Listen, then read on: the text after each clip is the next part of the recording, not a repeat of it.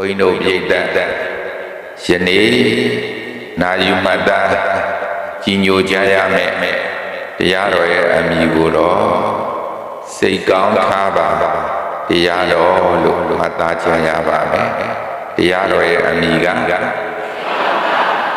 စိတ်ကောင်းထားပါတရားတော်စိတ်ထားကောင်းတယ်ဆိုတာစိတ်ကောင်းထားပါမှစိတ်ထားကောင်းပါလေစိတ်ကိုကောင်းတဲ့နေရာမှာမထားနိုင်ဘူးဆိုရင်စိတ်ထားကောင်းတယ်လို့ဆိုလို့မရပါဘူးဒီပုဂ္ဂိုလ်ကတော့စိတ်သဘောထား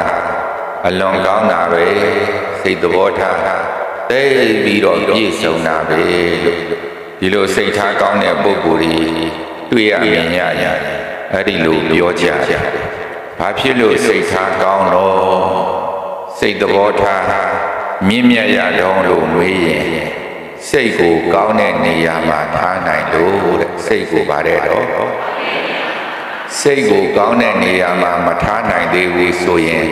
စိတ်ထားကောင်းတယ်လို့ဘုန်းကြီးတို့ပြည်သက်ပြောလို့ရပါမလားအဲ့တော့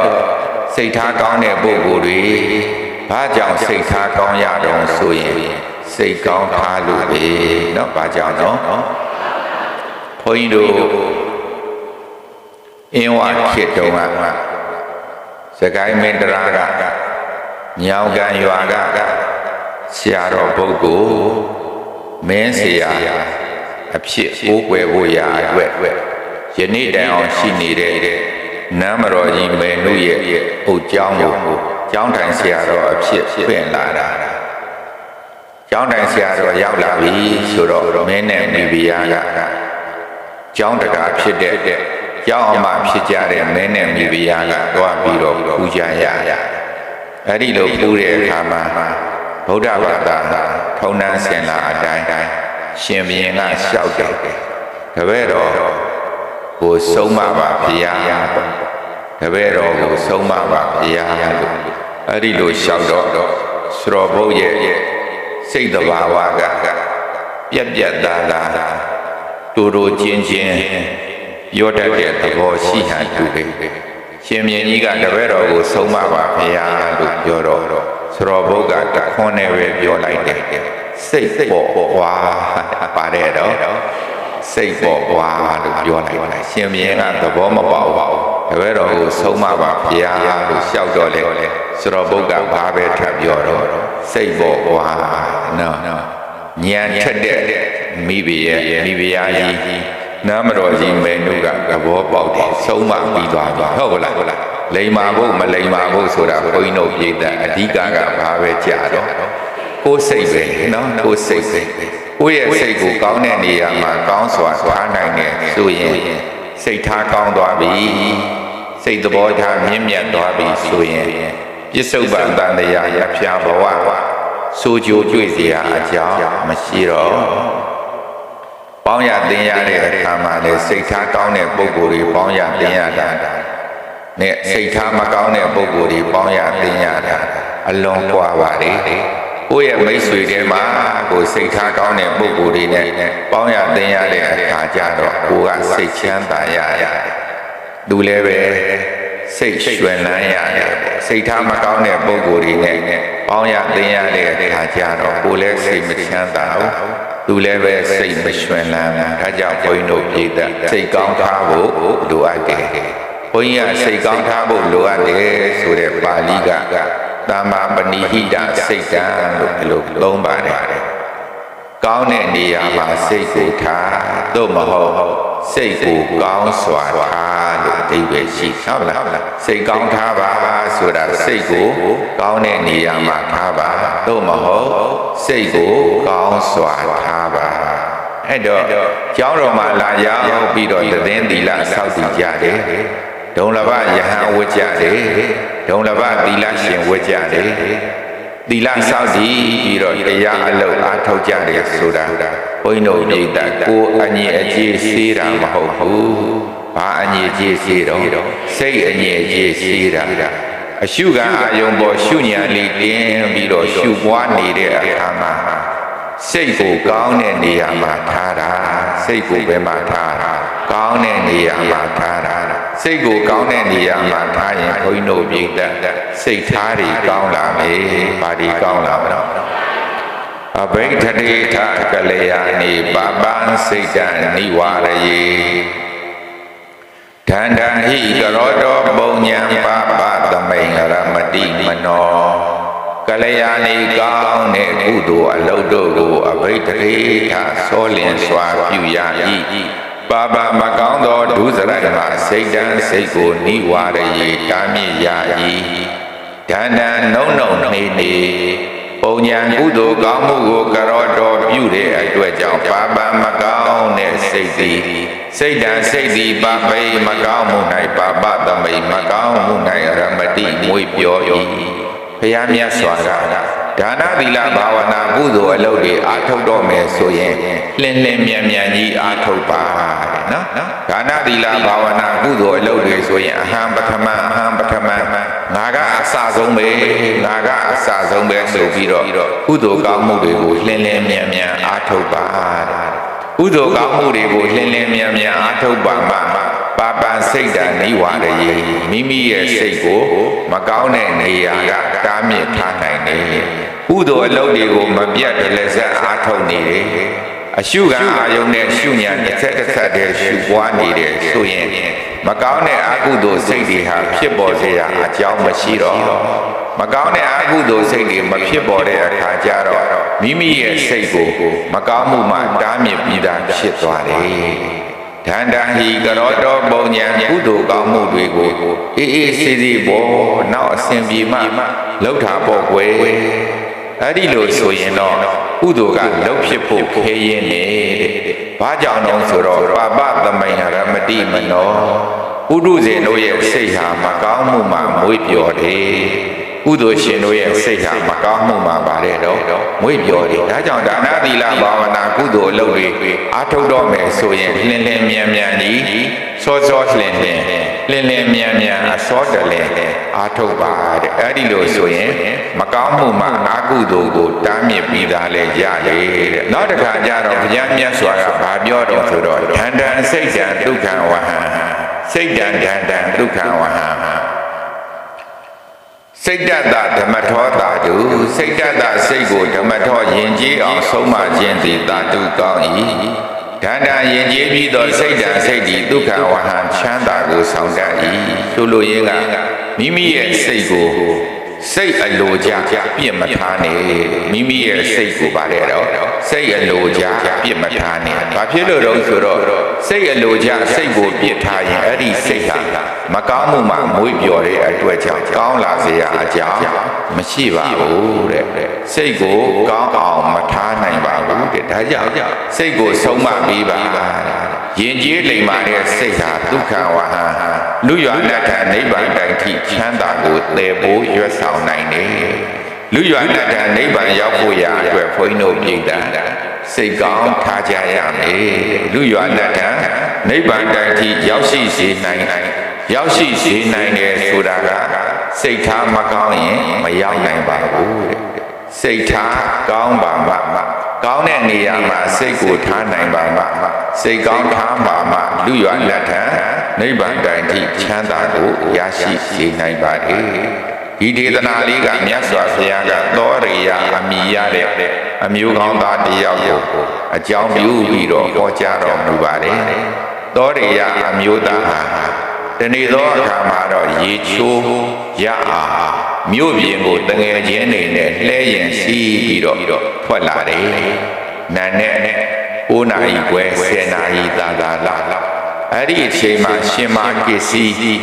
ကြွလာတယ်။ဆွမ်းကံဝင်ဖို့ရအတွက်ရှင်မကိစီကလည်းမြို့ထိပ်မှာသပိတ်ကလေးကိုချပြီးတော့သင်္ကန်းယုံအဲ့ဒီအခါမှာရှင်မကိစီရဲ့ကိုသားကိုရေကိုတော်ရရတွေ့တယ်တထေသားကိုတော့အသားအရေကအလွန်ကောင်းတာပဲရွှေအစင်းကဲ့သို့ဆိုပြီးဝါဝင်းနေတဲ့ကိုသားကိုရေနဲ့အလွန်ချောမောလှပတဲ့ကိုတော်ပဲဒါပြဿနာမရှိသေးဘူးလားဆက်ပြီးတော့သူစဉ်းစားလိုက်တယ်ဒီကိုတော်ဟာငါဇနီးမယားဖြစ်ရင်ကောင်းပါပဲငါဇနီးမယားဟာလည်းပဲဒီကိုတော်လိုအသားအရေမျိုးရှိရင်ကောင်းပါပဲလို့ ဒုတိယစိတ်ကိုကူးလိုက်တာကကုသိုလ်စိတ်ကူးလားအကုသိုလ်စိတ်ကူးလားကောင်းတဲ့နေရာမှာစိတ်ကိုကူးလိုက်တာလားမကောင်းတဲ့အရာစိတ်ကိုကူးလိုက်တာမကောင်းတဲ့အရာစိတ်ကိုကူးလိုက်တာပထမစိတ်ကူးလေးကကောင်းတယ်ဩအရှင်ဘုရားအလွန်တတ်ပေတာပဲအလွန်ချောမောလှပတာပဲဒီစိတ်ကူးမှာပြဿနာမရှိဘူးဆက်ပြီးတော့စိတ်ကူးလိုက်တယ်ဒီစိတ်ကူးဟာဒီကိုယ်တော်ဟာငါဇနီးမယားဖြစ်ရင်ကောင်းပါပဲငါဇနီးမယားဟာဒီကိုယ်တော်လိုကိုသားကိုရရှိရင်ကောင်းပါပဲဆိုတော့ဒီဟာကြတော့မပြင်းမတဲ့ပုဂ္ဂိုလ်ကိုမလုပ်လိုက်တာပြင်းမလိုက်တာအဲ့ဒီလိုပြင်းမတဲ့စိတ်ပေါ်လိုက်တာနဲ့တပြိုင်တည်းပဲအဲ့ဒီတောရိယတထေသာဟာအမျိုးသားအင်္ဂါပြောက်ပြီးတော့အမျိုးသမီးအင်္ဂါပေါ်ပေါက်သွားတယ်သိပြီးတော့ကြီးမားတဲ့ပုဂ္ဂိုလ်တွေကိုကိုယ်နဲ့တော်၎င်းနှုတ်နဲ့တော်၎င်းစိတ်နဲ့တော်၎င်းမပြင်းမှားကြရဘူးအသက်သိက္ခာဂုဏ်ဝါကြီးမားကြတဲ့ပုဂ္ဂိုလ်တွေဝရဟုတ်ဒီလို့ဆိုတဲ့အရွယ်ကြီးတဲ့ပုဂ္ဂိုလ်တွေ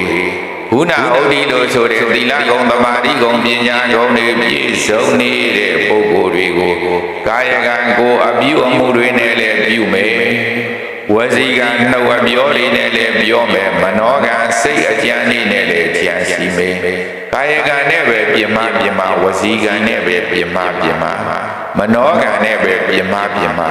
ဒုတိယဘဝစောင့်မနေဘူးတဲ့လက်ရှိဘဝမှာပဲချက်ချင်းပါတယ်တော့အကျိုးပေးတယ်နော်အဲ့ဒါဘုန်းကြီးတို့စာပေမှာရှင်သာရိပုတ္တရာကိုတော်မြတ်ကဂိတ်စကုတ်တောင်မှာလာတာတဲ့လာပြင်းနေညဈဉ္ဉံရှောင်နေတာအဲ့ဒါနန္ဒကဆိုတဲ့ဘလူတယောက်ကတောင်ထိပ်မှာပြောင်နဲ့ဘာရဲ့မသိဘူးကွာငါသွားပြီးတော့ပုတ်ကြည့်ကျင်လိုက်တာခေါင်းကဘသူခေါင်းဖြစ်နေတော့ရှင်သာရိပုတ္တရာရဲ့မိတ်ဆွေဘလူကပြောတယ်ဟာသွားမလုံးနဲ့မြတ်စွာဘုရားရဲ့လက်ရတော်ရဧကသာဝကဖြစ်တဲ့ရှင်သာရိပုတ္တရာကိုတော်မြတ်ဈဉ္ဉံကြွနေတာနေ့လေတော့ကခေါင်းရိပ်ထားတော့ခေါင်းကဘာဖြစ်နေလဲပြောင်းငါမရဘူးကွာခေါင်းကိုပုတ်ချင်စိတ်ရှိတယ်လို့ခေါင်းသွားပုတ်တာဟုတ်လားချက်ချင်းပဲအဲ့ဒီဘလူဘဝကနေပြီးတော့ချက်ချင်းကောင်းငင်ကိုသွားနေတဲ့တကိုးရှိတဲ့ဘလူဘဝကနေပြီးတော့တခါတဲ့အဝစီငရဲတန်းပြီးတော့ပါတယ်ကြာနော်ဒါကြောင့်မပြင်းမတဲ့ပုဂ္ဂိုလ်တွေကာယကံနဲ့လည်းမပြင်းမရဘူးမပြင်းမတဲ့ပုဂ္ဂိုလ်တွေဝစီကံနဲ့လည်းမပြောဆိုရဘူးမနောကံနဲ့လည်းမကြံစီရသိပြီးတော့သီလဂုဏ်သမာဓိဂုဏ်ပညာဂုဏ်လို့ဆိုတဲ့လောကုတ္တရာဂုဏ်တွေမြင်မာနေတယ်ဆိုရင်ချက်ချင်းကိုအကျိုးပေးတယ်နောက်ဘဝမဆောင်ဘူးဟုတ်ပါလားနောက်ဘဝမဆောင်အဲ့ဒါဟာဘုန်းကြီးတို့ပြိတ္တာစိတ်ကောင်းမထားနိုင်တဲ့အတွက်ကြောင့်ဟုတ်ပါလားစိတ်ကောင်းမထားနိုင်တဲ့အတွက်ကြောင့်စိတ်ထားမကောင်းဖြစ်ပြီးတော့ဘာကိုသွားပုတ်လိုက်တာခေါင်းကိုသွားပုတ်လိုက်တယ်ယခုလည်းဒီတိုင်းပဲရှင်မာဂေစီမထေမြတ်ရဲ့ကိုသားကိုကြီးကောင်းတယ်ရုပ်ရည်အစင်းချောမောလှပတတ်ပေတယ်ကြီးညိုလိုက်ရင်စိတ်ကောင်းထားပြီးတော့ချောအလွန်ကြီးညိုစရာကောင်းတာပဲအလွန်တတ်ပေတာပဲဆိုရင်စိတ်ထားကဘာဖြစ်တော့စိတ်ကောင်းထားနိုင်တဲ့အတွက်ကြောင့်စိတ်ထားကကောင်းသွားတယ်ယခုကျတော့မဟုတ်ဘူးတဲ့လားမကြံကြီးမကြံစီရနော်ငါရဲ့ဇနီးမယားဖြစ်ရင်ကောင်းပါပဲငါရဲ့ဇနီးမယားဟာအဲ့ဒီကိုတော်လို့ကိုသားကိုရေကောင်းရင်သိကောင်းပါပဲလို့ကြံလိုက်တော့ယောက်ျားအင်္ဂါပြောင်းပြီးတော့ဘုန်းကြီးတို့ပြိတ္တမိန်းမအတွင်းမိန်းမအင်္ဂါဖြစ်သွားတယ်အဲ့ဒါနဲ့ရှက်ပြီးတော့ရောက်ရပေါက်ရသွားလိုက်တော့မြို့ပြင်ဆိုတော့တောက်ထီမြဲမြို့ပြင်ဆိုတော့လှဲသား900သွားတယ်မြို့ပါသွားတာပါသွားပြီးတော့လဲကြုံပေါ့လက်စုပ်ကလေးပြီးပြီးတော့လဲကြုံစီတက္ကသိုလ်ဒီရောက်အဲ့ဒီမှာလဲသားတွေကလည်းစဉ်းစားတယ်တို့တထေးလေးမှာဇနီးမယားမရှိဘူးဒီပုဂ္ဂိုလ်ကလည်းချောတယ်ပေါ့နော်တထေးသားနုနဲ့ချမ်းချမ်းသာသာပြည့်ပြည့်စုံစုံရှင်သန်ရတဲ့ပုဂ္ဂိုလ်ဆိုတော့ချောဟန်တူပါရဲ့ယောက်ျားချောမှာပေါ့အဲ့တော့အမျိုးသမီးဖြစ်သွားတော့လေအမျိုးသမီးချောဟန်တူတယ်တို့တထေးလေးမှာဇနီးမယားမရှိဘူးတထေးလေးအတွက်တို့လက်ဆောင်အနေနဲ့ယူသွားရအောင်ရှေ့တုန်းကတော့ကုံရောက်ကုံပဲပြုတယ်ဆိုရင်လဲအုပ်ကြီးလဲဝိုင်းကြီးနဲ့သွားရတာလဲသားနာရတက္ကသိုလ်ကြီးရောက်တဲ့အခါကျတော့တထေးလေးကိုပြောတာပေါ့နော်တထေးအတွက်ကျွန်တော်တို့အမှန် အမျိုးသမီးယရနာဆောင်ခြင်းပြီးတော့လာတယ်အမျိုးသမီးယရနာဆောင်ခြင်းပြီးတော့လာတယ်လက်ခံပါဆိုတော့တတိကလည်းသဘောကျအဲ့ဒီမှာတထေးနဲ့အိမ်တော်ကြသားသမီးသားနှစ်ယောက်မွေးတာဟိုမှာလည်းပဲအမျိုးသားဘဝနဲ့တော့လည်းသောရိယမြို့မှာအဲ့ဒါသားနှစ်ယောက်မွေးတာအဲ့တော့သူ့ကိုအကြောင်းပြုပြီးတော့သားနှစ်ယောက်မွေးခဲ့တယ်ယခုတခါတက္ကသိုလ်ကြီးကတထေးသားကိုအကြောင်းပြုပြီးတော့သားနှစ်ယောက်မွေးခဲ့တယ်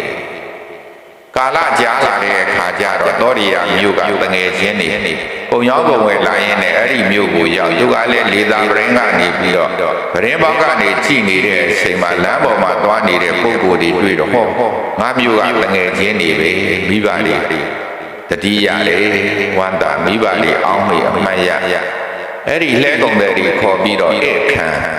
ခမရအကျုပ်တို့ကိုဘာလို့ဧခံရတာတော့တီလည်းမတီပဲနဲ့ကြာနာနာကျွေးလိုက်မွေးလိုက်တာအဲ့ဒီသောရိယာမျိုးကတထေးကြီးဘလူနဲ့တထေးကြော်ကြီးဘလူတို့ကျမ်းမာပါရဲ့လားလို့မေးတော့ကျမ်းမာပါတယ်ဘာဖြစ်လို့မေးရလဲသူတို့ရဲ့သားရောသူတို့ရဲ့သားတော့မပြောချင်မှတော့ပါဘူးဗျာကျွန်တော်နဲ့အတူတနေ့မြို့ပြင်ကရေကန်ကိုရေကူးရအောင်အသွားပျောက်သွားတာရှာလို့လည်းမတွေ့ဘူးမိဘတွေလည်းပဲရှာတာပဲလချီပြီးတော့ရှာတာပဲစောင့်တာပဲသို့တော်လည်းသေပြီးထင်ပြီးတော့ဆွမ်းအောင်တုတ်ပြီးပြီအဲ့ဒီတော့မှအဲ့ဒီအမျိုးသမီးကမျက်ရည်ကြားငိုပြီးတော့သူ့ရဲ့အမှားကိုပြန်ပြီးတော့ပြောတယ်ရှင်မာကေစီဒီမြို့မှာသတင်းသုံးနေတာပဲရှင်မာကေစီကိုတောင်းပန်လိုက်ရင်ဒီကိစ္စပြီးပြတ်သွားမှာအဲ့ဒါရှင်မာကေစီကိုပင့်ဆွန့်ကပ်ပြီးတော့အကျိုးအကြောင်းရှောက်တောင်းပန်လိုက်တဲ့အခါကျတော့အမျိုးသမီးအင်ကပြောက်ပြီးတော့အမျိုးသားအင်ကပြန်ရောက်တယ်အဲ့ဒီမှာစာပေကဘာပြောတော့ဆိုတော့လောကမှာတဲ့အမျိုးသားမဖြစ်ဘူးတဲ့အမျိုးသမီးအမျိုးသမီးမဖြစ်ဘူးတဲ့အမျိုးသားဆိုတာတန်တရားအရှိကြီးကျင်လေရတဲ့အခါမှာအမျိုးသမီးဘဝလည်းရနိုင်ပါလေအမျိုးသားဘဝလည်းရနိုင်ပါလေအမျိုးသားတွေတဲ့ပရဒါရကံလို့ခေါ်တဲ့သူတော်ဘာရဲ့ဇနီးမယားကိုမှားသွားတယ်လွန်ကျူးမိမှားသွားတယ်ဟောက်ပြန်သွားတယ်ဆိုရင်ယောက်ျားဘဝကနေပြီးတော့အမျိုးသမီးဘဝရတတ်တယ်အမျိုးသမီးတွေဟာဒါနသီလဘာဝနာကုသိုလ်ကောင်းမှုတွေကိုဆောင်ရွက်အားထုတ်တဲ့အခါမှာယောက်ျားဘဝကိုစိတ်ညှို့ပြီးတော့ဆောင်ရွက်အားထုတ်နိုင်ရင်လေယောက်ျားဘဝရနိုင်ပါတယ်ခင်မောတဲ့ကိုအိမ်ဦးနတ်ကဲ့သို့ကြာကြာနာနာသစ္စာရှိရှိပြုစုလုပ်ကြွရင်လေအမျိုးကောင်းသားဘဝရနိုင်ပါတယ်ကဘာပေါင်းတသိန်းပါရမီဖြည့်လာတဲ့ရှင်အာနန္ဒာတော်မှာပရဒါနကံသူတော်ဘာတို့ရဲ့ဇနီးမယားမှားယွင်းတဲ့အတွက်ကြောင့်ငရဲကိုကြားခဲ့ရတယ်လွတ်လာတဲ့ဘဝတွေမှာလည်းသင်္ကိုခံရတယ်အမျိုးသမီးဘဝတွေရတယ်အဲ့ဒီလိုစာပြီးမှပြောတယ်အိမ်တော်ပေါ်မှာသစ္စာရှိဖို့အလွန်လိုအပ်တာပေါ့အဲ့ဒီလိုတောင်းပန်လိုက်တော့အမျိုးသားအင်ကပြန်ရအဲ့ဒီကမှတတိကလည်းပြောတယ်အေးခမရကိုအကြောင်းပြုပြီးတော့ကျုပ်သားနှစ်ယောက်ရတယ်ဒီမှာပဲကျုပ်တို့အတူတူနေကြရအောင်เนาะအလွန်ခွာကြတဲ့အလုံးเนาะဒီအမျိုးသားကလည်းဘာဆက်လုပ်ရမယ်သိမှာမဟုတ်လားအမျိုးသမီးကနေပြီးတော့တခါတည်းပဲ short plan ပဲเนาะချက်ချင်းကိုဘာဖြစ်သွားတာအမျိုးသားဖြစ်သွားတော့ဘလို့ပြောမယ်မသိဘူးเนาะအဲ့ဒါသူကတန်ဝေကအလွန်ရသွားတာပေါ့တတိတန်ဝေကဒီဘဝမှာအမျိုးသမီးလည်းဖြစ်ရတယ်အမျိုးသားလည်းဖြစ်ရတယ်ကိုဝမ်းနဲ့လွယ်ပြီးတော့သားသမီးနှစ်ယောက်မွေးခဲ့ရတယ်ကိုအကြောင်းပြုပြီးတော့သားသမီးနှစ်ယောက်ရခဲ့ရတယ်တကယ်တော့ဒီကတတိသားကလည်းပြောတယ်ဒီမှာပဲနေပါပေါ့ဒီမှာသားသမီးတွေလည်းရှိနေတယ်အဲ့ဒီမှာတတိတံဝေကရပြီးတော့ရှင်မကေစီရဲ့ခံမှာဘုံကြီးဝက်လိုက်တယ်ဘုံကြီးဝက်တဲ့အခါကျတော့လေဘုံကြီးဘဝကလည်းလူတဘာဝကအလွန်ဆက်စုတာကိုဘုံကြီးဝက်လာတော့လေဘုံကြီးတွေကသူ့ကိုမေးတယ်အရှင်ဘုရားလူဘဝတော့ကယောက်ျားလည်းဖြစ်ခဲ့ဘူးလေမိန်းမလည်းဖြစ်ခဲ့ဘူးလေယောက်ျားဘဝနဲ့လည်းသားသမီးနှစ်ယောက်ရခဲ့တယ်မိန်းမဘဝနဲ့လည်းသားသမီးနှစ်ယောက်ရခဲ့တယ်ဘယ်သားသမီးကိုချစ်တော့လို့အဲ့ဒီလိုမေးတော့ဘယ်သားသမီးကိုချစ်တော့ဆိုတော့ ကိုဝမ်းနဲ့လွယ်ပြီးတော့မွေးရတဲ့သားသမီးကိုပို့ပြီးတော့ချစ်တယ်အမေတွေကသားသမီးပို့ချစ်တဲ့သဘောပေါ့သူဝမ်းနဲ့လွယ်ပြီးတော့မွေးရတဲ့သားသမီးနှစ်ယောက်ကိုပို့ပြီးတော့ချစ်တယ်အာရရရှိကြောင်းမှာဘုန်းကြီးတွေကလည်းအဲ့ဒါပဲမေးတယ်တစ်ခါမေးလည်းမဟုတ်နှစ်ခါမေးလည်းမဟုတ်တော့ကြားလာတော့သူရှက်လာတဲ့အခါကျတော့တပါးတဲ့နေတစိတ်သေးခါစိတ်ွယ်ရအရမှာအတ္တဘောတို့ဆိုတဲ့ဤခန္ဓာကိုယ်ရဲ့ဖြစ်ပျက်ကိုမြင်အောင်ရှုပွားလိုက်တာယဟန္တာဖြစ်သွားတယ်တဲ့။ဘာဖြစ်သွားတော့ဆိုလိုက်ခန္ဓာကိုယ်တွင်ဉာဏ်ကိုယ်တွင်ဖြစ်ခြင်းသိအောင်ရှုရတာခန္ဓာကိုယ်တွင်ဉာဏ်ကိုယ်တွင်ပြည့်ခြင်းသိအောင်ရှုရတာတရိပ်ရိပ်ဖွဲတသေးသေးပြောင်းလွယ်နေတာသိရတာတရှိန်ရှိန်လို့တဖြုတ်ဖြုတ်ဖြစ်ချုပ်နေတာသိရတာအဲ့တော့ရှက်တယ်တဲ့တန်ဃာတော်ဒီနဲ့တွေ့ရင်တန်ဃာတော်တွေကအမျိုးသမီးဘဝနဲ့သားသမီးနှစ်ယောက်ရတယ်အမျိုးသားဘဝနဲ့သားသမီးနှစ်ယောက်ရတယ်ဘယ်သားသမီးကိုပို၍ချစ်တော်လို့မေးတိုင်းကိုလာနဲ့ဆယ်လာဖွာကိုယ်တိုင်မွေးခဲ့ရတဲ့သားသမီးနှစ်ယောက်ကိုချစ်ပါတယ်လို့သူကလည်းဓာကြီးရဲ့ဖြေရတော့မေးပါများလာတဲ့အခါကျတော့အလွန်ရှက်တဲ့အတွက်ကြောင့်တန်ဃာပရိသတ်ထဲသူမဝင်တော့တပါးတဲ့နေတစိတ်သေးထားတိတ်ဆိတ်ရာရမှာတည်င်းသုံးပြီးတော့ကိုယ်ခန္ဓာကိုယ်ဉာဏ်ချသွင်းလို့ရှုဆင်ခြင်းလိုက်တဲ့အခါမှာအတ္တဘောလို့ဆိုတဲ့ခန္ဓာကိုယ်ရဲ့ခရဝရအကုန်ဆုံးနေတဲ့သဘောပြည့်သုံးနေတဲ့သဘောတွေကိုရှုနိုင်တယ်။ဘာနဲ့ဥပမာပြီးတော့ဆိုတော့တသွင်စီးနေတဲ့ချောင်းရည်လေးမြင့်ရည်လေးရေလေးကတသွင်စီးနေတယ်ခြေမျက်စိလောက်မြုပ်တယ်ရေပေါ်မှာဆင်းပြီးတော့ရေထဲမှာဆင်းပြီးတော့ရလိုက်တဲ့အခါမှာလှိုင်းလေးတွေကတိုက်ပြီးတော့အောက်ဖက်ကိုစီးဆင်းသွားခြေမျက်စိကိုလာပြီးတော့တိုက်လိုက်တဲ့လှိုင်းလေးတွေဟာဘုန်းကြီးတို့ပြည်သားအတဲ့တော့လှိုင်းတို့ဒီတိုက်ပြီးတော့အောက်ဖက်သို့ဆင်းသွားတယ်အဲ့တော့လာပြီးတော့တိုက်တဲ့လှိုင်းမှန်သမျှဟာဘုန်းကြီးတို့ပြည်သားလှိုင်းအဟောင်းမဟုတ်ဘူးဗာလေးကြီးတယ်လို့လှိုင်းအသက်တွေကြီးတယ်ပဲတာမန်ကြည့်ရင်တော့ရေလှိုင်းလေးကလာတိုက်နေတဲ့ရေလှိုင်းလေးတစ်ခုတည်းပဲခင်ရအမှန်တော့ရေလှိုင်းလေးတစ်နဲ့ပေါ့တလိမ့်တညိစီးဆင်းနေတဲ့ရေလှိုင်းလေးတွေဟာတသွင်စီးနေတဲ့ခြေမျက်စိလောက်မြုပ်တဲ့ချောင်းလေးထဲမှာဆင်းပြီးတော့ရက်လိုက်တဲ့အခါမှာခြေမျက်စိကိုလာပြီးတော့တိုက်နေတဲ့လှိုင်းလေးတွေဟာအကုန်လုံးအသက်တွေကြီးတယ်ပဲတဲ့ဘာမဟုတ်ဘူးတော့အဟောင်းမဟုတ်ဘူးတိုက်ပြီးတော့လှိုင်းလေးတွေကတလိမ့်တညိမ့်တသိမ့်နဲ့အောက်ဖက်ကိုဖြစ်သွားစီးဆင်းသွားတာလာပြီးတော့ခြေမျက်စိကိုတိုက်နေတဲ့လှိုင်းမှန်သမျှအကုန်လုံးအသက်တွေကြီးခဲ့ပဲအနုပါဒံဥပ္ပန္နံဘိဥပ္ပိသန္တိနိရောဓတိအနုပါဒံမဖြစ်ပေါ်ကုန်သေးသောယုံနာတရားတို့သည်ဥပ္ပိသန္တိဖြစ်ပေါ်၍လာကြလေကုန်၏ဥပ္ပန္နံဖြစ်ပြီးကုန်သောယုံနာတရားတို့သည်နိရောဓတိချုပ်ပြ၍သွားကြလေကုန်၏နေသနာဝဝသင်္ခါရဝဝိနာတတုသမုပမာသင်္ခါရယုံနာတရားတို့သည်နေသအမြင်နဝအတိတို့သည်ဥပ္ပိသန္တိဖြစ်ကုန်၏ဝိနာတတသမုပမာ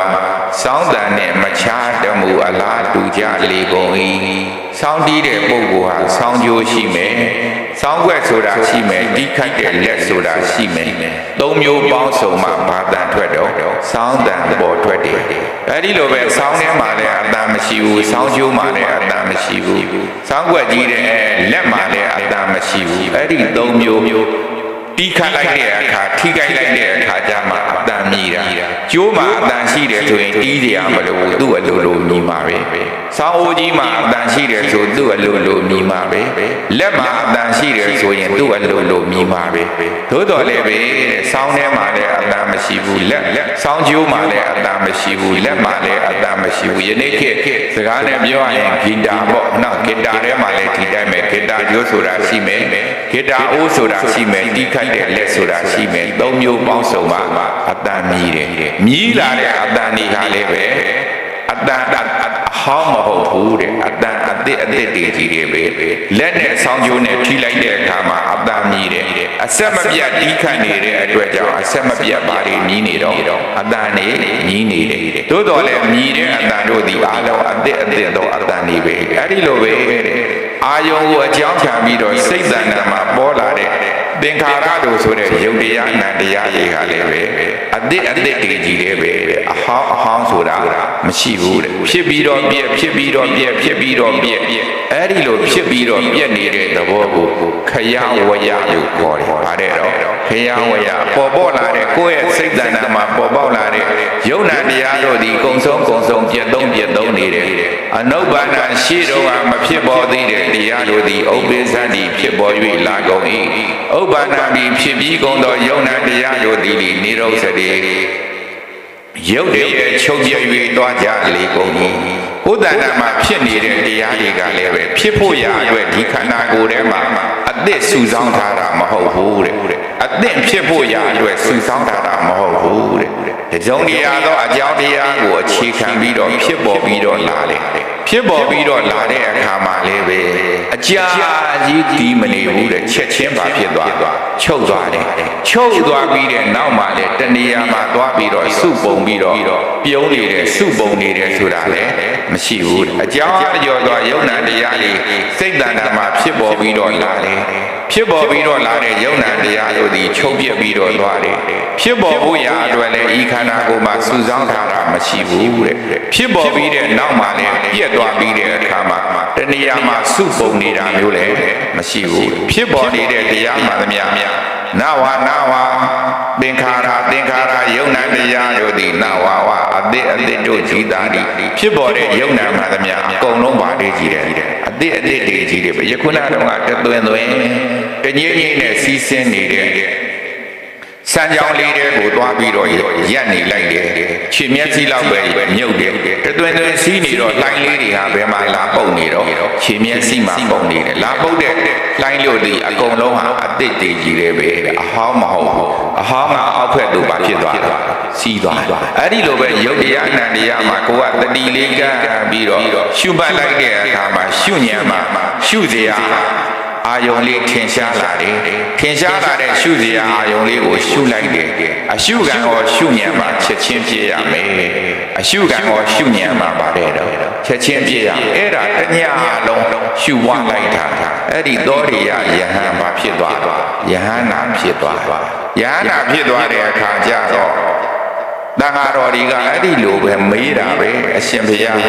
အမျိုးသမီးဘဝနဲ့2ယောက်မွေးတယ်အမျိုးသားဘဝနဲ့သားသမီး2ယောက်မွေးတယ်ဘယ်သားသမီးကိုကိုချစ်တော်လို့မေးတော့ဘယ်သားသမီးမှချစ်တော်ပါဘူးတဲ့ဗါတဲ့တော့ဘယ်သားသမီးမှမချစ်တော်ပါဘူးတဲ့ကာမရာဂတန်ရောစဉ်ပယ်သွားပြီဟုတ်ပါလားယဟန္တာဖြစ်သွားပြီဆိုရင်ချစ်ချင်းမုန်းချင်းလို့ဆိုတဲ့ချစ်ချင်းလို့ဆိုတဲ့လောဘမုန်းချင်းလို့ဆိုတဲ့ဒေါသပယ်သွားပြီပုံညပါပပဟိနာကောင်းမှုကိုလည်းပယ်သွားပြီမကောင်းမှုကိုလည်းပယ်သွားပြီဖြစ်တဲ့အတွက်ကြောင့်ယဟန္တာပုဂ္ဂိုလ်တွေမှာခွင်းတို့မြည်တာချစ်ချင်းမုန်းချင်းဆိုတာမရှိတော့ချစ်ချင်းကလောဘကိုကိုစားပြုတယ်ချစ်ချင်းကဘသူကိုကိုစားပြုလောဘကိုကိုစားပြုတယ်မုန်းချင်းကဘသူကိုကိုစားပြုတော့ဒေါသကိုကိုစားပြုတယ်လောဘဒေါသပယ်သွားပြီလောဘဒေါသပယ်နိုင်ပြီဖြစ်တဲ့အတွက်လောဘဒေါသပယ်ပြီးတော့ယဟန္တာဖြစ်သွားတဲ့အတွက်ကြောင့်ဘယ်သားသမီးကိုမှပါတယ်တော့မချစ်တော့ပါဘူးအဲ့တော့ဒီမှာခွင်းတို့ပြည်တဲ့ယဟန္တာမဖြစ်သေးသမျှတော့သူကိုသားသမီးကိုချစ်နေအောင်ပါပဲချစ်တာကိုအပြစ်လို့ပြောလို့ရပါမလားမရဘူးကိုကယဟန္တာမဖြစ်သေးဘူးဆိုရင်သားတွေချစ်မယ်သမီးတွေချစ်မယ်သားတွေသမီးတွေကပေါက်ဖွားလာတဲ့မျိုးဆက်တဲ့မြေးတွေကိုချစ်မယ်ဘာဖြစ်လို့တော့ပုထုဇဉ်သဘာဝချစ်ချင်းလောဘကိုလည်းမပယ်နိုင်သေးဘူးမုန်းခြင်းဒေါသကိုလည်းမပယ်နိုင်သေးတဲ့အတွက်ကြောင့်ချစ်ချင်းမုန်းခြင်းဆိုတာပုထုဇဉ်မှာရှိနေမှာအဲ့ဒီအကြောင်းအရာကိုမြတ်စွာဘုရားသွားလျှောက်မြတ်စွာဘုရားကိုသွားလျှောက်တဲ့အခါကျတော့မြတ်စွာဘုရားကဟုတ်တယ်သူဟာချစ်ချင်းမုန်းခြင်းလောဘဒေါသကိုပယ်တတ်နိုင်လို့ယဟန္တာဖြစ်ပြီးတဲ့အတွက်ကြောင့်သူ့ကိုအကြောင်းပြုပြီးတော့မွေးဖွားတဲ့သားသမီး2ယောက်ကိုလည်းမချစ်တော့ဘူးနောက်တစ်ခါကျတော့သူကမွေးတဲ့သားသမီး2ယောက်ကိုလည်းမချစ်တော့ဘူးဒီလိုပြောတယ်နနံမာတာပိတာကယိရာအင်းကြီးဝါပိစညာတက သမ္မာပဏိဟိတံစိတ်တံတေယသောနံတတော်ကရေတန်ထိုနံထိုအကြောင်းအရာကိုမာတာဝါအမေတိတော်၎င်းပိတာဝါအဖေတိတော်၎င်းနာဂယိရာမပြုရအင်းကြီးအခြားလည်းဖြစ်ကုန်သောညာတကပိဝါဆွေမျိုးတို့တော်လဲဆွေမျိုးတို့ကလည်းပဲနံထိုအကြောင်းအရာကိုနာဂယိရာမပြုရသမ္မာပဏိဟိတံကောင်းစွာထားသောစိတ်တံစိတ်သည်နာထိုအကြောင်းအရာကိုတတော်ထိုလက်ရှိအခြေအနေဖြင့်သေရတော်သာလွန်၍မွန်မြတ်အောင်ကရေကရေယပြုရ၏ရဲ့လို့ဘဂဝါစိတ်ဒီယဂုံပေါင်းခတိသုံးလို့ထွတ်တဲ့ဘုရားရှင်ကိုယ်တော်မြတ်ကြီးသည်ဒေသေတိကရုဏာရှိထားမေတ္တာအားဖြင့်ထင်ရှားမသွေဟောကြားတော်မူခဲ့ပါပြီတကားအဲ့ဒီလိုဖြစ်သွားတာဟာအဖေကလည်းပဲဆောင်ရွက်ပေးတာမဟုတ်ဘူးတဲ့အမေကလည်းဆောင်ရွက်ပေးတာမဟုတ်ဘူးတဲ့ဆွေမျိုးတွေကလည်းဆောင်ရွက်ပေးတာမဟုတ်ဘူးတဲ့တစ်စင်းနဲ့တစ်စင်းမြင့်တဲ့မြင့်ကောင်းတဲ့ကောင်းဖို့ဆိုရင်သမ္မာပဏိဟိတစိတ်တံကောင်းစွာထားရတဲ့စိတ်ကိုကောင်းစွာထားခြင်းကတစ်စင်းနဲ့တစ်စင်းမြင့်တဲ့မြင့်အောင်ပို့ပေးတယ်ဘုန်းကြီးတို့ပြည့်တတ်မိဘကသားသမီးကိုချစ်လို့တဘဝစာပဲခြေမွေးမီးမလောင်လက်မွေးမီးမလောင်ချမ်းချမ်းသာသာဘာတဝေးမွမ်းကြောင့်မှမပြုတ်နိုင်အောင်မိဘကဆောင်ရွက်ပေးလို့ရပါတယ်ဝိသကာကြောင့်မှဒီသူ့ရဲ့မိဘတွေဟာတသက်တာချမ်းသာအောင်ဝိသကာကိုထောက်ပံ့ပေးခဲ့ပါတယ်သို့တော်လည်းပဲတဲ့ဘုန်းကြီးတို့ပြည်တဲ့နတ်ပြည်တို့ရအောင်မိဘကလုံးမပေးနိုင်ပါဘူးတဲ့ပထမဇန်ရအောင်နတ်ပြည်တို့ပထမဇန်ရအောင်မိဘကလုံးမပေးနိုင်ပါဘူးတဲ့စัจ जा မင်းကြီးဖြစ်အောင်မိဘကလုံးမပေးနိုင်ပါဘူးတဲ့တရားသူတရားမြတ်တွေရပြီးတော့နိဗ္ဗာန်သို့ရအောင်မိဘကလုံးမပေးနိုင်ပါဘူးတဲ့ဘယ်သူကပဲလုံးပေးနိုင်တော့ဆိုတော့စိတ်ကိုကောင်းစွာထားနိုင်မှကောင်းစွာထားတဲ့စိတ်ကလျင်လူချမ်းသာတယ်နတ်ဘုံလည်းရအောင်ပို့ပေးနိုင်တယ်ပထမဇန်စတဲ့တရားသူတရားမြတ်တွေလည်းရအောင်ဆောင်ရွက်ပေးနိုင်တယ်စัจ जा မင်းကြီးဖြစ်အောင်လည်းဆောင်ရွက်ပေးနိုင်တယ်တရားသူတရားမြတ်တွေသိပြီးတော့နိဗ္ဗာန်ကိုမျက်မှောက်ပြုအောင်လည်းဆောင်ရွက်ပေးနိုင်ပါတယ်ဒါကြောင့်လောကမှာအရေးကြီးတော့စိတ်ကိုကောင်းအောင်ထားဖို့အရေးကြီးပါတယ်နော်စိတ်ကိုပါတယ်တော့ကောင်းအောင်ထားဖို့အရေးကြီးပါတယ်စိတ်ထားကောင်းဖို့လိုအပ်ပါတယ်စိတ်ကိုကောင်းတဲ့နေရာမှာထားနိုင်ပြီစိတ်ထားကောင်းပြီဆိုရင်တရားသူတရားမြတ်တွေလည်းရနိုင်ပါတယ်နိဗ္ဗာန်သို့လည်းမျက်မှောက်ပြုနိုင်ပါတယ်လောကစည်းစိမ်တွေထဲမှာအသာဆုံးအမြတ်ဆုံးလို့ဆိုတဲ့စัจ जा မင်းကြီးစည်းစိမ်ကိုလည်းရနိုင်ပါတယ်အဲ့တော့ဘုန်းကြီးတို့ပြည်တဲ့စိတ်ကိုကောင်းတော့စိတ်ကိုကောင်းအောင်ပါတယ်တော့ထားရမယ်စိတ်ကိုကောင်းစွာထားကြရမယ်စိတ်ကိုကောင်းစွာထားနိုင်မှသာလျှင်စိတ်ထားကောင်းသူတို့သာလျှင်တရားသူတရားမြတ်တွေသိနိုင်တယ်တစ်ဆင့်နဲ့တစ်ဆင့်မြင့်တဲ့ဆိုတဲ့ဘဝကောင်းဂတိကောင်းရောက်ရှိနိုင်ပါတယ်ဒီမှာတစ်ချက်ပြန်ပြီးတော့ကြည့်လိုက်တော့စိတ်ထားမကောင်းတဲ့အတွက်ကြောင့်ဘဝတစ်မျိုးတစ်ပုံဖြစ်ရတယ်ဒီသောတိတာယန္တံကရိတာဝေရိနောပနဝေရိနံမိစ္ဆာပဏိဟိတံစိတ်တံပါပိယောနံတတောကတိဒီသောသစ္စာမရှိတဲ့မိတ်ဆွေတယောက်ဒီဒီတံမိတ်ဆွေတယောက်ကိုနန္ထိုဒုက္ခရောက်အောင်ကြီးပွားမယ်ပျက်စီးအောင်ကရေကရေယပြုရ၏ဝေရိယန္တုတယောက်သည်ဝေရိနံယန္တုတယောက်ကိုနံကြီးပွားမယ်ပျက်စီးအောင်ကရေကရေယပြုရ၏မိစ္ဆာပဏိဟိတံမကောင်းသောမကောင်းစွာမကောင်းသဖြင့်ထားသောစိတ်တံစိတ်သည်တတော်ထိုသစ္စာမရှိသောမိတ်ဆွေယန္တုတို့အကျိုးမဲ့အောင်ပြုခြင်းဖြင့်နံထိုပို့ပြီးတော့အကျိုးမဲ့အောင်ကရေကရေယပြုနိုင်ရ၏စိတ်ကောင်းထားပါရဲ့ဆန့်ကျင်ဘက်ကြတော့စိတ်ကိုကောင်းစွာမထားနိုင်ဘူးဆိုရင်ဘာအပြစ်တွေဖြုံနိုင်တော့ဆိုတော့သစ္စာမရှိတဲ့မိတ်ဆွေဟာမိတ်ဆွေတယောက်ကိုကြီးပွားမဲ့ပျက်စီးအောင်ဆောင်ရွက်ပါလေ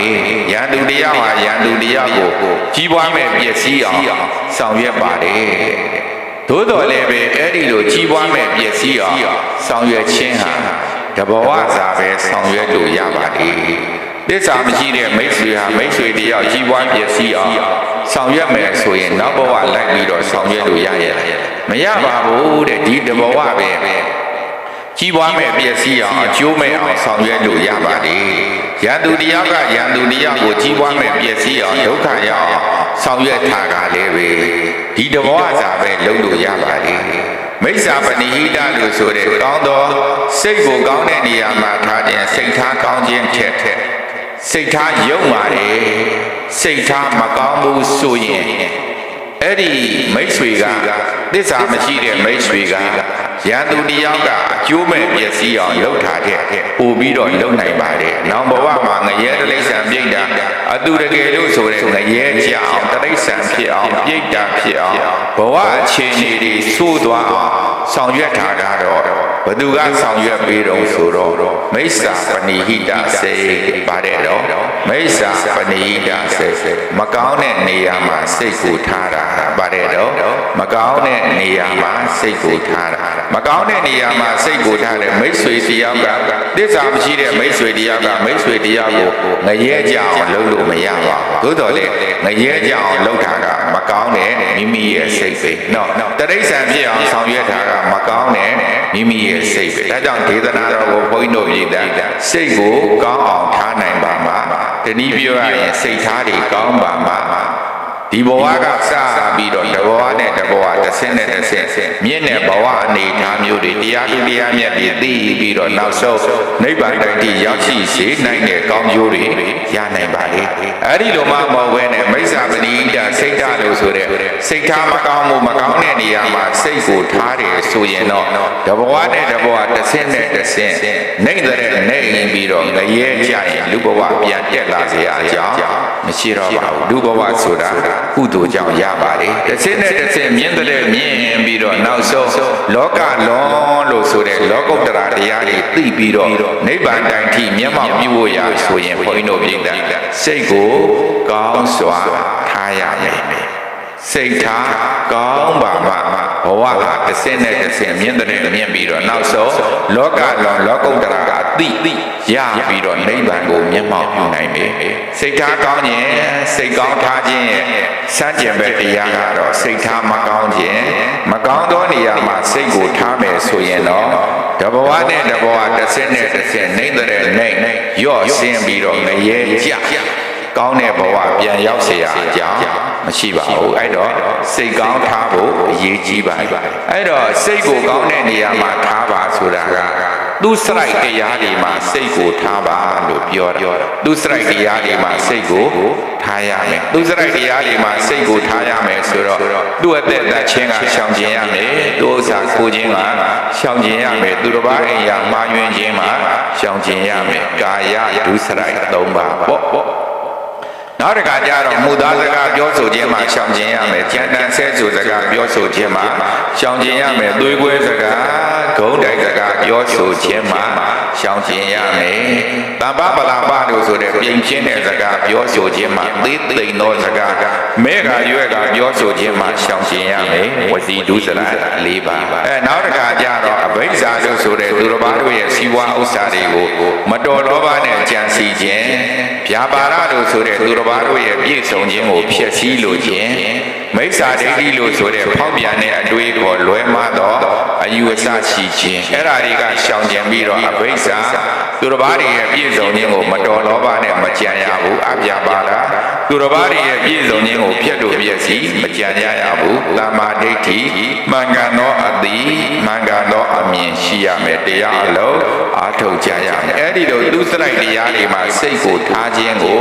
စိတ်ကိုကောင်းတဲ့နေရာမှာထားတာဟုတ်ပါလားသူစရိုက်တရားတွေမှာစိတ်ကိုထားနိုင်ခြင်းကိုကောင်းတဲ့နေရာမှာထားတာပြောင်းပြန်လိုက်မကောင်းတဲ့နေရာမှာစိတ်ကိုထားတယ်ဆိုတော့ဘုန်းကြီးတို့ပြည်တဲ့သဘောပေါက်ပြီးဘယ်မှာထားတာတော့ဒုစရိုက်တရားတွေမှာစိတ်ကိုထားတယ်သူ့အသက်တရမှာမွေ့ပြောတယ်သူတော်ဘာဥစ္စာခိုးရမှာမွေ့ပြောတယ်သူတော်ဘာတွေရဲ့အိမ်ယာမှားယွင်းခြင်းမှာမွေ့ပြောတယ်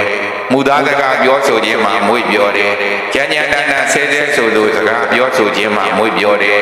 သွေးကွဲစကားဂုံးတိုက်စကားအတင်းပြောခြင်းမှာပါတယ်တော့မွေ့ပြောတယ်သေးသိမ်သောစကားပြင်ပြင်းသောစကားပြောဆိုခြင်းမှာမွေ့ပြောတယ်သူတော်ဘာတွေရဲ့ပြည့်စုံတဲ့အပေါ်မှာမနာလိုမရှုစိတ်ရှိတယ်သူတော်ဘာတွေရဲ့ပြည့်စုံခြင်းကိုဖျက်လို့ဖျက်ဆီးရှိတယ် မာယွင်သောအယူလွယ်မာသောအတွေးခေါ်မိစ္ဆာဒိဋ္ဌိရှိတယ်အဲ့ဒီလိုနေရာတွေမှာစိတ်ကိုထားပြီးဆိုရင်တော့ကောင်းတဲ့နေရာမှာစိတ်ကိုထားတာမဟုတ်ဘူးမကောင်းတဲ့နေရာမှာစိတ်ကိုဗါတဲ့တော့ထားတာပဲဒါကြောင့်ဘုရားမြတ်စွာဟောပါတယ်နော်စိတ်သာရှင်သောဘုရားဟောစိတ်တိနာနိယတိလောကောလောကကြီးကိုဘုန်းကြီးတို့မြင်တဲ့ဘသူကဥဆောင်တော့စိတ်ကဥဆောင်တယ်ပျက်စီးနေတဲ့စိတ်နဲ့ပြုမယ်ပြောမယ်ကြံစီစိတ်ကူးမယ်ဆိုရင်ဒုက္ခရောက်တတ်ပါတယ်ရှင်ကျေတန်ရှင်းအပြစ်ကင်းတဲ့စိတ်နဲ့ပြုမယ်ပြောမယ်စိတ်ကူးမယ်ဆိုရင်ဒုက္ခချမ်းသာကောင်းကျိုးစီးပွားအပြားပြားကိုရနိုင်ပါတယ်တန်ရှင်းနေတဲ့စိတ်ရှင်းတတ်နေတဲ့စိတ်ကြည်လင်နေတဲ့စိတ်နဲ့ပြောရမယ်ပြုရမယ်ကြံစီစိတ်ကူးရမယ်ပြည့်နေတဲ့စိတ်ဖြစ်စည်းလိုစိတ်နဲ့ပြုရင်ပြောရင်ကြံစီစိတ်ကူးရင်ဒုက္ခရောက်ရတတ်ပါတယ်နော်အဲ့ဒါဘုရားမြတ်စွာ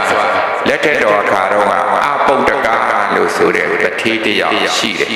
တနေ့သောအခါမှာတော့ကောသလရှင်မြင်းကြီးကမလာစဘူးပေါ့ခါတိုင်းကလာနေကြအချိန်မျိုးမဟုတ်ဘဲနဲ့ခါတိုင်းကတော့နေသောစားပြီးရင်ကောသလမင်းကြီးကဘုရားထံရောက်လာတယ်အနေကင်းတရားပွဲမှာတရားနာတယ်သို့တော်လည်းကောသလရှင်မြင်းကြီးကအစားကျူးတဲ့ရှင်မြင်းဆိုတော့တရားနာတဲ့အခါမှာဣရိယာပုတ်တစ်ပုတ်ထဲနဲ့ထိုင်ပြီးတော့မနာနိုင်ဘူးခဏခဏဣရိယာပုတ်ကိုပြင်ရတခါတလေကြတော့လေတရားနာရင်းနဲ့နိုင်ပြီးတော့နေတယ်အဲ့ဒါမြတ်စွာဘုရားကပြောတယ်ဟာတရားတော်မင်းကြီးခဏပွဲတော်တော်တဲလာတယ်ထင်တယ်ဟုတ်တယ်ဘုရားပေါ့စားပြီးတဲ့ကတပည့်တော်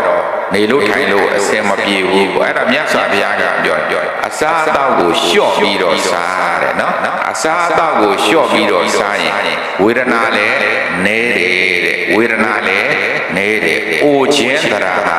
ကိုယ်ထံဖြည်းဖြည်းရောက်တယ်ကောသလမင်းကိုနော်အဲ့တော့အစားအသောက်ကိုတရားတော်မင်းတရားလျှော့ပြီးတော့စားတယ်ပွဲတော်တည်တဲ့အခါမှာအဲ့ဒီလိုဆိုလို့ရှိရင်ဝေဒနာကလည်းနှီးပါတယ်နောက်တခါကျတော့အိုခြင်းတရားကလည်းကိုယ်ထံဖြည်းဖြည်းရောက်တယ်အဲ့ဒီလိုလျှော့တယ်တဏီသောအခါကျတော့လာခြင်းမဟုတ်ဘဲနဲ့ခါတိုင်းလိုလာတဲ့အချိန်မဟုတ်ဘဲနဲ့ညနေဆောင်တော့ရောက်လာတော့တရားတော်မင်းတရားဘယ်ကလှည့်လာတော့တထေးတယောက်ပွယ်လွန်သွားလို့ဘုရားသားတော်သမီးကလည်းမရှိတော့တဲ့အတွက်ကြောင့်သူပိုင်တဲ့စီးပွားဥစ္စာတွေကိုမင်းဘာနာအဖြစ်သိမ်းရပါတယ်ဘုရားအဲ့ဒါသိမ်းပြီးတော့ပြန်လာတာဘုရားမြတ်စွာဘုရားအလွန်အောစရာကောင်းတယ်ဘုရားအဲ့ဒီတထေးဟာအမတန်မှချမ်းသာတယ်သို့တော်လည်းပဲအစားအသောက်ဖွယ်ဖွယ်ရမုံမြတ်မစားတော့ဘူးဘုရားအချွေရံတွေကရွှေဘွယ်ထည့်ပြီးတော့မုံမြတ်စားတော့ဖွယ်ရတွေကျွေးရင်သူ့ကိုပြောင်းလားဆိုပြီးတော့အစီခံတွေကိုရိုက်မောင်းပုံမောင်းကျိမ်းမောင်းတယ်ဘုရားအဲ့ဒီလိုခွက်စုပ်ကလေးနဲ့ဇကွဲထမင်းပုံးရည်ခင်ဖြစ်ကလေးဆန်စားတယ်ဘုရားဝတ်နိုင်တယ်ချမ်းသာတယ်သိပြီးတော့တန်ဖိုးရှိတဲ့အဝတ်တွေဝတ်နိုင်ပါလျက်နဲ့တန်ဖိုးရှိတဲ့အဝတ်တွေမဟုတ်ဘူးဗျာစုပ်ပြက်ပဲထီးချိုလဲထီးစုပ်ပဲစောင်းတယ်ဗျာစီးစရာရင်ယထာတွေပြည့်စုံစီးနိုင်ပါလျက်နဲ့ကောင်းမွန်တဲ့ရင်ယထာမစီးဘူးဗျာယထာစုပ်ယထာအိုပဲစီးတယ်အလွန်အံ့ဩစရာကောင်းနေဘာအကုသိုလ်တွေများလွန်ကျူးခဲ့လို့ရဲ့မသိဘူးဗျာချမ်းသာပြီးတော့အလွန်နှမျောဘလောက်ဒီနှမျောတော့ဆိုရင်ကိုတောင်မှကိုပါတဲ့တော့မတရာဘူးဗျာအဲ့ဒီလိုလျှောက်အဲ့တော့ယခုနဒေသနာမှာယန္တုတရားကယန္တုတရားကိုဒုက္ခရောက်အောင်ပြုတဲ့အခါမှာတဘဝသာပဲပြုလို့ရတယ်တန်တရားတစ်လျှောက်လုံးဒုက္ခရောက်အောင်ပြုလို့ပါတယ်တော့မရတန်တရားတစ်လျှောက်လုံးဒုက္ခရောက်အောင်ပြုတာကတော့မကောင်းတဲ့ဖြင့်ထားတဲ့မိမိရဲ့စိတ်မြတ်စွာဘုရားကပြောတယ်အဲ့ဒီတတိတဲ့ဘဝတစ်ခုမှာတရရတိကြီးအမိရတဲ့ပြစ္ဆေကဗုဒ္ဓအရှင်မြတ်ကိုဆွမ်းလောင်းလူခဲ့ပြီတဲ့တနေ့သောအခါမှာတော့ဇနီးမယားကိုပြောတယ်မိမကြီးယနေ့ကိုတော်ဆွမ်းခံကြွလာရင်ဆွမ်းလောင်းလိုက်ပါကွာလို့ပြောတော့ဇနီးမယားကငါယောက်ျားကောတရားကတ်ဆေးနဲ့တခါမှဒီလိုမပြောဘူးယခုတော့ထူးထူးဆန်းဆန်းပြောလို့ဆိုတော့ဇနီးမယားကပေါ်ရချက်ပြောပြီးတော့တဂရတိကိအမိရတဲ့ပြစ္ဆေကဗုဒ္ဓကိုမုံမြတ်ဆွမ်းဟင်းနေလောင်းလူလိုက်တယ်အဲ့ဒီအခါမှာတတိကရက်ွက်ထဲကပြန်လာတော့လမ်းပေါ်မှာတွေ့တော့အရှင်ဘုရားတပည့်တော်အိမ်ကဆွမ်းလောင်းလိုက်သလားလောင်းလိုက်တယ်တကား မှန်ပါဗျာပေါ့ဘာတွေများလောင်းလိုက်တော့လို့ဆိုပြီးတော့တပိတ်ကိုဖွင့်ကြည့်လိုက်တယ်တပိတ်ဖုံးကိုဖွင့်ကြည့်လိုက်တော့မုံမုံမြက်မြက်ဆွမ်းခဲဝဲဘောတင်တွေလောင်းလိုက်တော့သူဆက်ပြီးတော့စဉ်းစားတယ်အာအလောက်ကောင်းတဲ့ဆွမ်းရင်းတွေငါအလုတ်သမားတွေကျွေးလိုက်ရင်ငါအလုတ်ပို့လုံးမယ်ငါကျေးဇူးတင်မယ်ဒီကိုယ်တော်ကိုဒီလိုဆွမ်းလောင်းလိုက်တဲ့အတွက်ကြောင့်ဒီကိုယ်တော်ကြောင်းရောက်ရင်တော့သင်္ကန်းခေါင်းမှုချုံအိတ်နေမှာပဲဆိုတဲ့အဲ့ဒီအပြောအဲ့ဒီစိတ်ကူးဖြစ်သွားတယ်အံ့ဩစရာနော်ဒါပုပ္ပေဝါဒါနာသူမနောမလူခင်ရှိဖို့မှာစိတ်ကောင်းရှိရမယ်တရားစိတ်တံပတာရေလူစဲကာလမှာစိတ်ကြည်လင်းရမယ်ပစ္စာသောနာနုတ္တပတိလှုပ်ပြီးတဲ့နောက်မှာစိတ်ချမ်းသာဝမ်းမြောက်ဝမ်းသာရှိပြီးတော့နေရမယ်စိတ်နှလုံးပူပန်ခြင်းမရှိရဘူးယခုကြည်စမ်းဆွန်လောင်းလိုက်တယ်ဇနီးမယားကဘာဆိုင်လို့တန်ဃာရဲ့တပိတ်သွားဖွင့်ပြီးတော့ကြည်ရတာထားကြည်တာပြဿနာမဟုတ်သေးဘူးဟုတ်မလားဘလောက်ခင်းကောင်းနေလောင်းထည့်လိုက်တာကွာငါအလုပ်သမားတွေကျွေးလဲရရင်တော့ကျေးဇူးတင်ပြီးတော့အလုပ်လုံးမဲ့ဖြစ်ချင်းပေါ့ဒီကိုယ်တော့လောင်းလိုက်တော့ကတော့ဒီကိုယ်တော့နေကင်းဆွမ်းစားပြီးတော့သင်္ကန်းခေါင်းမှုချုံခြေကံပြီးတော့အိတ်နေမှာပဲအဲ့ဒီလိုသွားတွေးလိုက်အဲ့ဒီအာကုသိုလ်ကြောင့်ဖြစ်ရတန်တရားဘဝတွေမှာပြည့်စေကဗုဒ္ဓကိုဆွမ်းလောင်းလိုက်တဲ့အတွက်ကြောင့်တထေးဖြစ်တယ်နော်ကံရွင်းအနေနဲ့ဘဝကောင်းဂတိကောင်းတို့ရောက်တယ်ကံကျွင်းအနေနဲ့တထေးဖြစ်တယ်နော်ဆွမ်းလောင်းလိုက်တဲ့အတွက်ကြောင့်ကံရင်အကျိုးပေးအနေနဲ့နတ်ပြည်လို့ဆိုတဲ့ဘဝကောင်းဂတိကောင်းရောက်တယ်ကံကျွင်းအကျိုးအပေးအနေနဲ့တထေးဖြစ်တယ်သို့တော်လည်းပဲဘလို့ပြောမလို့များဘုန်းကြီးတို့ဈေးဝယ်တဲ့အခါမှာအစ်စ်ပေးတယ်လို့ပေါ့ကံရင်ရဲ့ကံကျွင်းရဲ့အပူဆောင်တဲ့အကျိုးပေးအနေနဲ့နှမျောတယ်တဲ့ဟုတ်လားအဲ့တော့ချမ်းတော့ချမ်းသာတယ်မစားရဲ့မတော့ရဲ့မလူရဲ့မတန်းရဲ့ပုဂ္ဂိုလ်တို့သည်ဒါနရဲ့ကောင်းကျိုးကြောင့်ချမ်းသာတယ်သို့တော်လည်းပဲအဲ့ဒီဘာကြောင့်နှမျောတော့ဘာကြောင့်တွန့်တိုတော့မလူရဲ့မတန်းရဲ့ဖြစ်ရတော့ဆိုတော့အပရစေရနာတို့ဆိုတဲ့အဆုံးသတ်စေရနာကမစင်ကြယ်တဲ့အတွက်ကြောင့်ဒီမှာ၃မျိုးတွေ့ရတယ်ကံရင်ရဲ့ကံကျွင်းရဲ့အပူဆောင်အကျိုးရဲ့ပြည့်စေကဗုဒ္ဓအရှင်သူမြတ်ကိုဆွမ်းလောင်းတဲ့အတွက်ကြောင့်နတ်ပြည်လို့ဆိုတဲ့ဘဝကောင်းဂတိကောင်းရောက်ခဲ့တယ်ကံရင်ကံကျွင်းအနေနဲ့တတိဘဝရခဲ့တယ်နောက်တစ်ခါကျတော့အပူဆောင်အကျိုးပေးအနေနဲ့နှမျောတယ်ဒါကချမ်းသာပြီးတော့နှမျောရခြင်းအကြောင်းနောက်တစ်ခါကျတော့ဆက်ပြီးတော့ပြောတယ်မြတ်စွာဘုရားတဲ့သာသမီဘာကြောင့်မရရတာတုံးလို့မေးတော့ဘဝတစ်ခုမှာတဲ့အဲ့ဒီလိုအကိုလုံးတဲ့ပုဂ္ဂိုလ်ကွယ်လွန်သွားတဲ့အခါကျတော့အကိုရဲ့စီးပွားဥစ္စာတွေကိုအမွေဒိန်းအနေနဲ့ထိမ့်သိမ်းစောင့်ရှောက်ရတယ်အမွေဒိန်းအနေနဲ့ထိမ့်သိမ်းစောင့်ရှောက်ရတဲ့အခါမှာကလေးငယ်လေးက၄-၅နှစ်ရောက်လာတော့ဒါကတော့အဖေပစ္စည်းဒါကတော့အဖေရထားဒါကတော့အဖေအသုံးအဆောင်တွေအဲ့ဒီလိုလက်ညှိုးထိုးပြီးတော့ပြောနေတဲ့အတွက်ကြောင့်တတိကစဉ်းစားတယ်ဒီကလေးကငယ်ငယ်ပဲရှိသေးတယ်သူ့အဖေရဲ့ပစ္စည်းတွေမှတ်မိနေတယ်အသက်ကြီးလာရင်တော့သူ့အဖေရဲ့ပစ္စည်းတွေအကုန်ပြန်တောင်းရင်ဒုက္ခပဲဆိုပြီးတော့အဲ့ဒီကလေးကိုတောခေါ်ပြီးတော့တတ်ပလိုက်တယ်အဲ့ဒီအကုသိုလ်ကြောင့်ကံရင်အနေနဲ့ငရဲကြတယ်နော်ကံရင်အနေနဲ့ငရဲကြတယ်ကံကျွင်းအနေနဲ့သာသမီမရသာသမီမရတဲ့အတွက်ကြောင့်ပိုင်ဆိုင်တဲ့စီးပွားဥစ္စာတို့သည်ဘာဘာနာဖြစ်သိမ့်ခံရတော့မင်းဘာနာဖြစ်သိမ့်ခံရဟာတိဘောဂဒုံမေတာနောသပါရကဝေတိနောဘောဂတနာယဒုံမေတံဟန္တိအင်ကြီးနေဝအင်ကြီးဝအာတာနံဘောဂစီးပွားဥစ္စာတို့သည်ဒုံမေရန်အတိလိမ္မာဉာဏ်ပညာမရှိတဲ့ပုဂ္ဂိုလ်ကိုဟန္တိတတ္တကုန်၏နောသပါရဘဂဝေတိနောခန္ဓာဘဝတို့ရဲ့တစ်ဖက်ကန်းလို့ဆိုတဲ့နိဗ္ဗာန်ကိုမရှာမိတတ်ဘောဂတနာယာစီးပွားဥစ္စာ၌တတ်မဲ့ခြင်းကြောင့်မေတ္တာဒုံမေတ္တာအတိလိမ္မာဉာဏ်ပညာမဲ့တဲ့ပုဂ္ဂိုလ်ကိုအတ္တနာမိမိကိုယ်ကိုအင်းကြီးဝတစိမ့်ကဲ့သို့ဟန္တိတတ္တလေကုန်၏တခါတလေမှလူသားတွေဟာ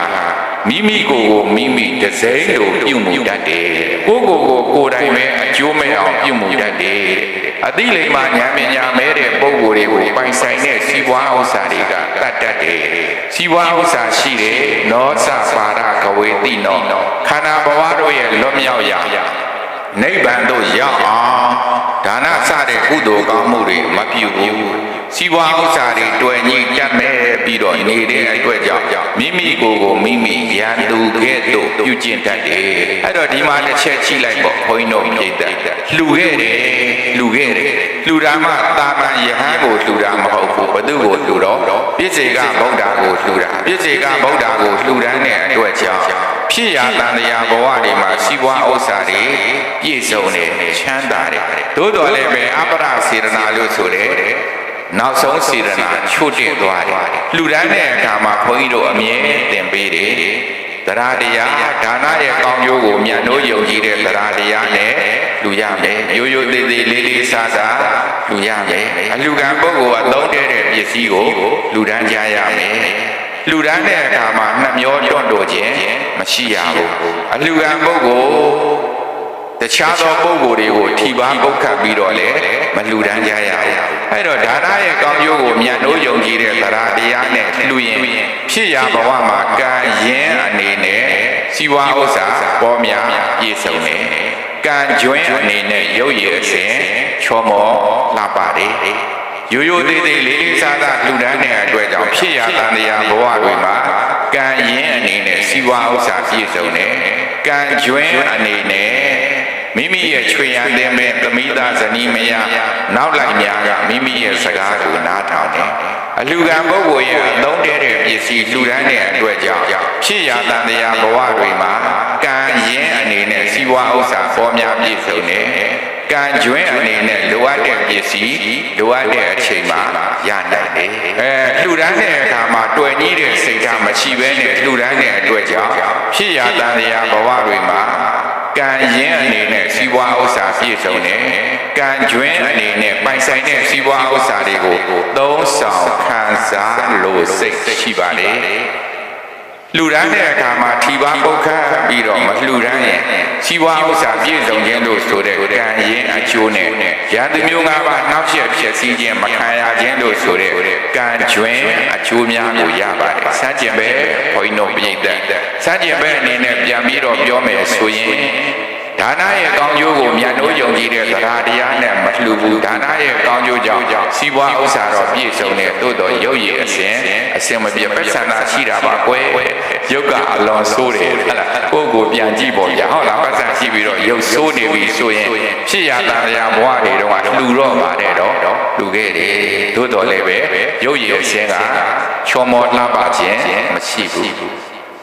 တချို့ကြတော့အစင်ရောအချင်းရောရှိတယ်ဒီလိုပြောကြတာဟုတ်ပါလားအဲ့တော့လှူဒန်းတဲ့အခါမှာရိုးရိုးသေးသေးလေးလေးစားစားမလှူဘူးသဟာတိကမြောက်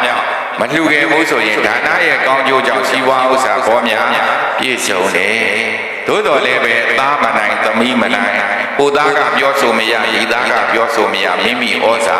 မညောင်းတတ်ဘူးဘာတော့ရှိတော့အဆန်တော့ရှိတယ်ချမ်းသာတယ်လှူဒန်းတဲ့အခါမှာလူကံပုဂ္ဂိုလ်လိုအပ်တဲ့ပစ္စည်းလှူချိန်မှာလှူသင့်တဲ့ပစ္စည်းကို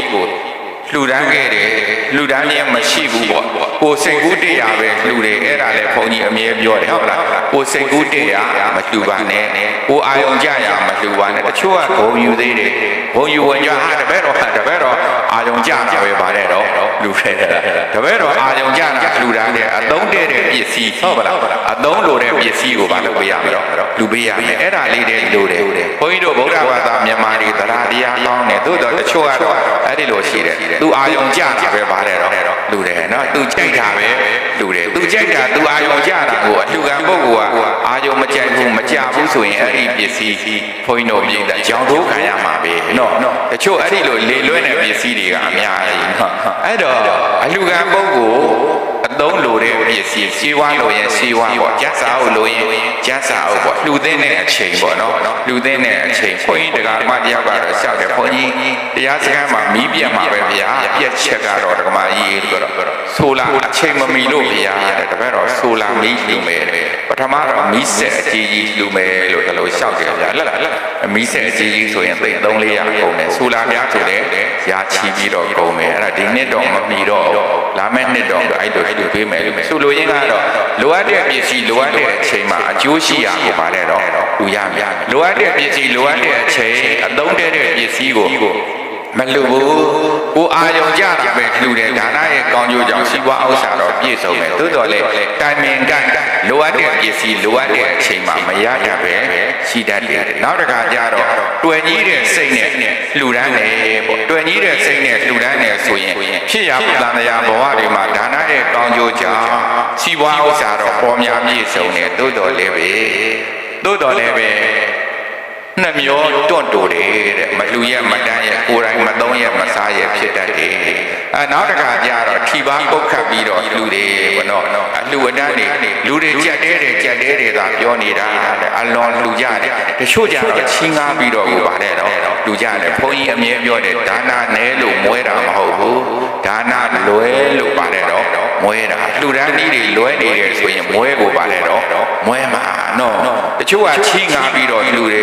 ချီးငားပြီးတော့အပျော်ပါးတွေလိုက်စားတယ်မွဲမှာပဲဗျာလွတ်တာအဲ့တော့ဒါတော့ရှားရပွေရချက်တဲနေတဲ့အချိန်မှာလူဒါနန္ဒာကစပြီးတော့စနစ်တကျလေးမကုံသင်တာမကုံမယိုသင်တာမယိုမဖိတ်သင်တာမဖိတ်အောင်ကြနန္ဒာရှိရမှာပေါ့နော်အဲ့တော့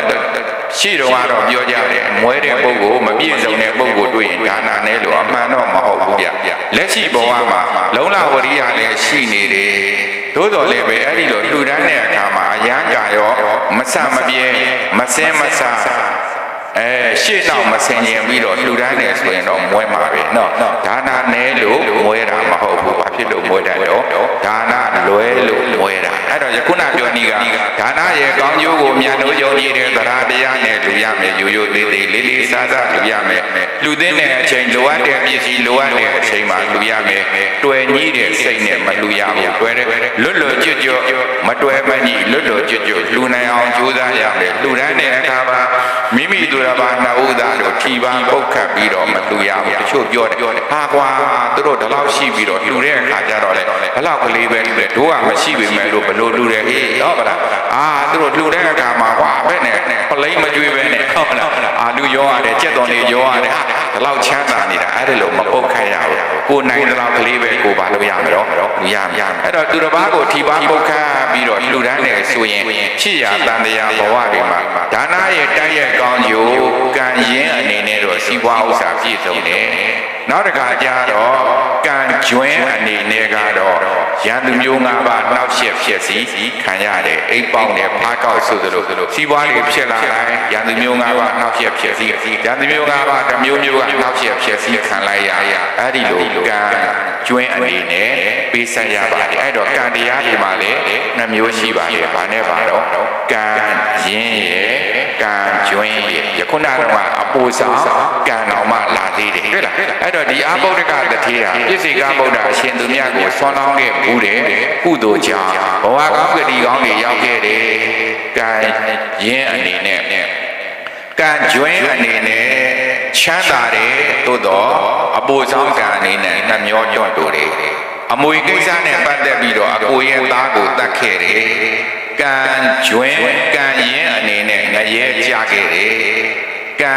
ကျွင်းအနေနဲ့ဖြစ်ရတန်တရားဘဝတွေမှာဘာမရှိဘူးတော့သားတော်သမီးကံမရခဲ့ဘူးသားတော်သမီးကံမရှာခဲ့ဘူးတို့အတွက်ကြောင့်